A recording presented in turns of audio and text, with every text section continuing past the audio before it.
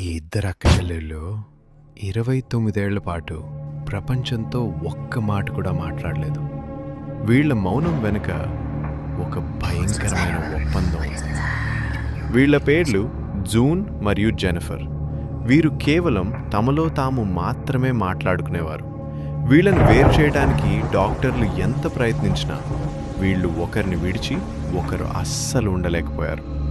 చివరికి వీరొక నిర్ణయానికి వచ్చారు.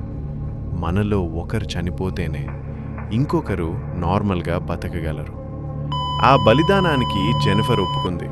హాస్పిటల్ నుండి విడుదలైన కొన్ని గంటల్లోనే జెనిఫర్ గుండె ఆగి చనిపోయింది. అప్పుడు జూన్ ఏముందో తెలుసా? ఐఎమ్ ఫ్రీ ఎట్ లాస్ట్, అంటే చివరికి నేను స్వేచ్ఛగా ఉన్నాను. వీళ్ళు రాసిన సీక్రెట్ డైరీల్లో ఇంకా ఎన్నో చీకటి నిజాలున్నాయి.